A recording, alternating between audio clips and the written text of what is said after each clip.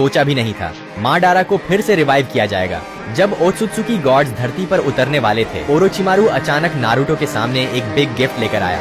उसने फिर से इस्तेमाल किया ईदो टेंसेई jutsu और एक एक करके कोनोहा के लेजेंड्स वापस आने लगे। सभी होकागे, जिराइया सेंसी, साकुमो, यहाँ तक कि पुराने अकात्सुकी मेंबर्स हिडान तक ग्राउंड से बाहर निकल आया और आखिर में उचिहा, मडारा और ओबिटो फिर से वापस। नारुतो ने जब जिराइया और अपने फादर मिनाटो को देखा, वो पल भर के लिए शॉक में जम गया। उसने ओरोचिमारू से कहा, तुम्हें फिर से इन महान आत्माओं को डिस्टर्ब नहीं करना चाहिए था। पर ओरोचिमारू बोला, रिलैक्स, ये ईदो टेंसेई अब प्योर साइंस से अपग्रेड किया गया है। अब किसी की लाइफ सैक्रिफाइस नहीं करनी पड़ती। नारुतो ने डीप ब्रेथ ली और फाइनली अग्री कर लिया। तभी मडारा ने धीरे धीरे अपनी आंखें खोली, मुस्कुराया और बोला, फिर से मुझे बुला लिया गया। और इस बार बुलाने वाला नारुतो उजुमाकी खुद। नारुतो बोला, हाँ, लेकिन ये बार मजबूरी है। ओत्सुत्सुकी क्लैन वापस आने वाला है। मडारा ने हल्की हंसी दी। क्या तुम्हें डर नहीं कि मैं फिर से ईदो टेंसेई तोड़ दूं? नारुतो कामली बोला, नहीं, अब तुम वो मडारा नहीं रहे। तुमने समझ लिया है असली पीस क्या होती है। मडारा ने लॉन्ग लाफ किया। ठीक है नारुतो, इस बार मैं तुम्हारे साथ हूँ। नारुतो की आंखों में हैप्पीनेस झलक गई। अब सब लीजेंड्स एक जगह थे। होकागे, उचिहा, सन्निन, सब रेडी टू फाइट। और तभी हशिरामा सेंजू भी जाग गया। पूरा माहौल अचानक गर्म हो गया और दोनों ओल्ड राइवल्स आमने सामने खड़े हो गए। हशिरामा बोला, मैं तेरी हरकतें भूला नहीं हूँ मडारा। मडारा भी झुकने को तैयार नहीं था। उनके बीच फाइट शुरू होने ही वाली थी कि तभी टोबिरामा बीच में आ गया। बस करो तुम दोनों, अब बच्चे नहीं रहे तुम, पहले नारुतो की बात सुनो। नारुतो ने सीरियस टोन में कहा, ओत्सुत्सुकी फिर लौटने वाले हैं। सस्के ने अपनी रिनेगन खो दी है और मैं अपना कुरामा, वो हम अब पहले जितने पावरफुल नहीं रहे। सस्के ने कहा, उनका गोल है बोरुतो को पकड़ना और उसकी पावर से इन्फिनिट सुकुयोमी फिर से शुरू करना।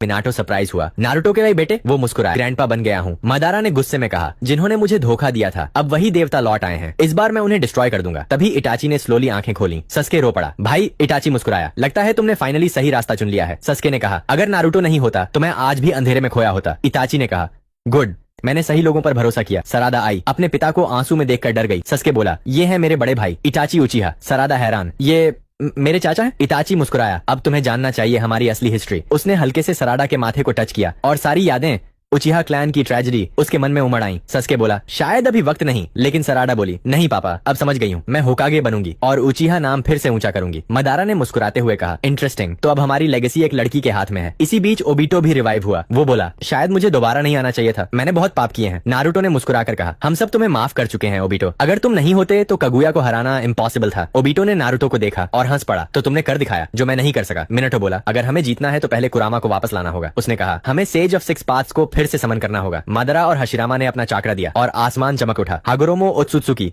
रिकुडो सेन्निन वापस आ गया। उसने नारुतो को देखकर कहा, तुम्हारे अंदर अब 9 टेल्स नहीं है। नारुतो ने नीचे देखा। कुरामा ने मुझे बचाते हुए खुद को सैक्रिफाइस कर दिया। हागोरोमो ने कहा, ऐसा फ्रेंड मिलना रेयर है नारुतो, लेकिन रिवाइवल का एक तरीका था। अगर थोड़ा सा चाकरा बचा हो तो हम कुरामा को वापस ला सकते हैं। तभी नारुतो ने कहा, 16 साल तक शांति थी, लेकिन जब इशिकी वापस आया, कुरामा ने मुझे बचाने के लिए अपनी सारी चाकरा जला दी। हागोरोमो बोला, कुरामा ने इंसान के लिए अपनी जान दी। नारुतो, तुम वाकई एक महान इंसान हो। उसने देखा कि सस्के ने भी अपना रिनेगन खो दिया है और समझ गया कि दोनों ने बहुत बड़ा युद्ध झेला है। नारुतो ने कहा, मैं कुरामा को वापस लाना चाहता हूँ। तभी शिकामारू बोला, शायद फायर टेंपल वाला मंक सोरा, उसके अंदर थोड़ी कुरामा चाकरा अब भी बची हो। नारुतो तुरंत फायर टेंपल पहुंचा। सोरा बोला, इतनी रात गए होकागे समा, जरूर कोई बड़ी बात है। नारुतो ने सब बताया और सोरा ने बिना झिझक अपनी चाकरा देने की हाँ कर दी। उसने अपनी कुरामा चाकरा जगाई। नारुतो की आंखों के सामने सब कुछ ब्लैक हो गया। अगले ही पल नारुतो की आंखों के सामने सब कुछ अंधेरा हो गया, लेकिन उसी पल वो सुनहरी चमकदार 9 टेल्स की चक्रा फिर से दिखाई दी।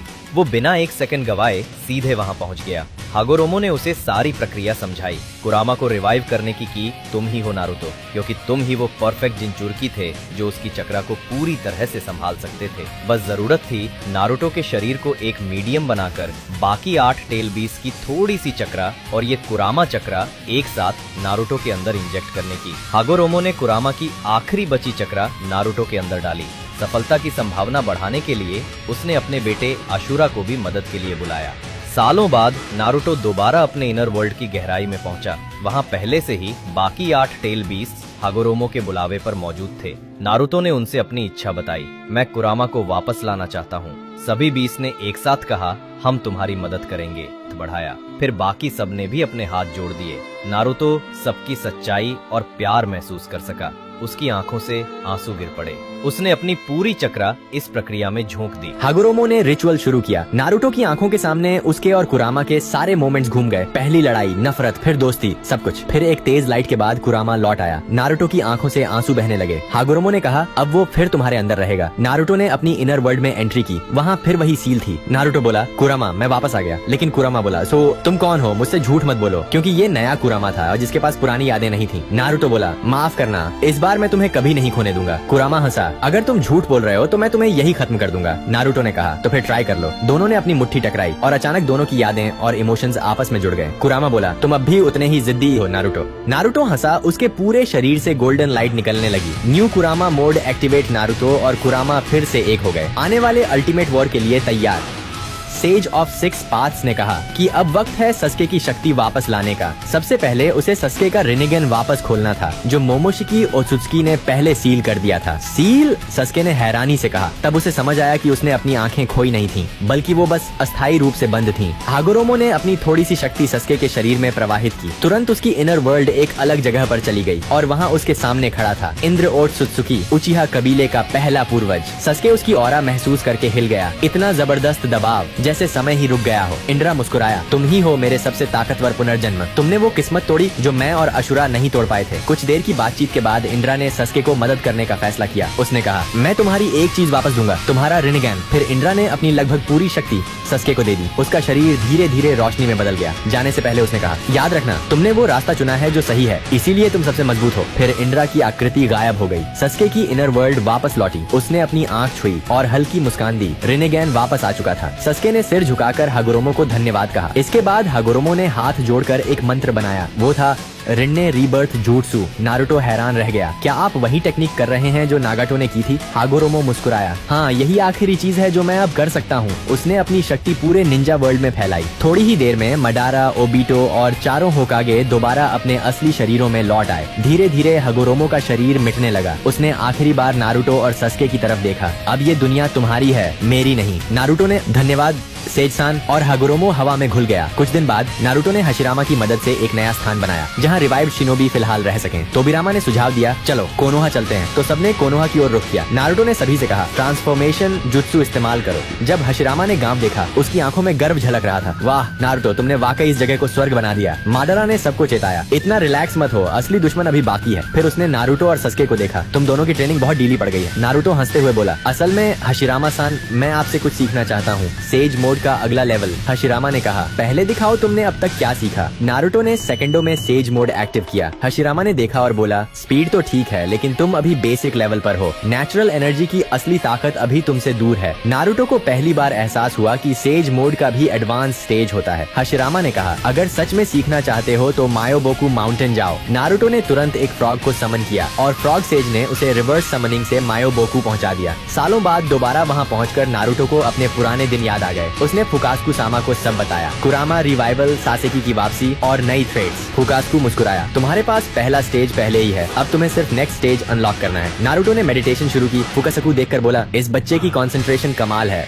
सच में दूसरा सेज ऑफ सिक्स पाथ्स बन रहा है। इसी बीच दूर किसी डायमेंशन में एक नया पोर्टल खुला और उसमें से बाहर निकला ओत्सुत्सुकी किंशी का बेटा गिंशी। उसने देखा जहाँ कगुया को सिक्स पैथ्स चिबाकू टेंसेई में सील किया गया था। वो मुस्कुराया, मेरे पिता का बदला लेने का वक्त आ गया। उसने मुट्ठी उठाई और कुछ ही पलों में वो जायंट सीलिंग स्फीयर फटने लगी। सील टूट गई। कगुया अजाजल के साथ नीचे गिर पड़ी और ब्लैक जेत्सु भी आजाद हो गया। जेत्सु हैरान था, हम दोबारा जिंदा हैं? गिंशी ने कहा, डरने की जरूरत नहीं, मैं तुम्हारा दुश्मन नहीं हूँ। मैं चाहता हूँ कि हम साथ मिलकर काम करें। कगुया पहले तो मना करने वाली थी, पर जेत्सु ने कहा, अभी हमारी ताकत वापस नहीं आई, अभी उसे इस्तेमाल कर लेते हैं। और इस तरह कगुया, गिंशी और ब्लैक जेत्सु तीनों ने मिलकर एक नया समझौता किया। उनका नया लक्ष्य था सभी नॉ टेल्ड बीस्ट्स को फिर से पकड़ना। महान टोड सेज ने हाल ही में एक नया सपना देखा था। उस सपने में उसने देखा कि एक सुनहरे बालों वाला युवक, जिसने कभी आंखें बंद करके ध्यान किया था, जल्द ही ऐसे दुश्मन से लड़ेगा जिसके शरीर पर अजीब निशान और सिर पर सींग होंगे। वो लड़ाई निंजा दुनिया को या तो महान समृद्धि देगी या फिर उसे पूरी तरह नष्ट कर देगी। नारुतो ये सुनकर समझ गया कि सेज जिस दुश्मन की बात कर रहे हैं वो कोई और नहीं बल्कि शिबाई ओत्सुत्सुकी यानी कि ओत्सुत्सुकी देवता ही है। इससे नारुतो का दृढ़ निश्चय और भी मजबूत हो गया। उसे किसी भी कीमत पर और ज्यादा ताकतवर बनना था। टोड सेजेस को अलविदा कहकर नारुतो वापस कोनोहा की ओर निकल पड़ा। रास्ते में उसे अचानक जिराया का एक स्टैच्यू दिखाई दिया। नारुतो वहीं रुक गया और पुराने पलों में खो गया। उसने फुकासाकु से पूछा, ये मूर्ति कब बनाई गई? फुकासाकु ने गंभीर आवाज में कहा, लगभग 4th ग्रेट निंजा वॉर के बाद। नारुतो ने अपने गुरु की मूर्ति की ओर देखा और मन ही मन सोचा, क्या आज मैं वाकई सेंसे का गर्व बन पाया हूँ? कुछ पल रुककर नारुतो ने अपनी भावनाएं संभाली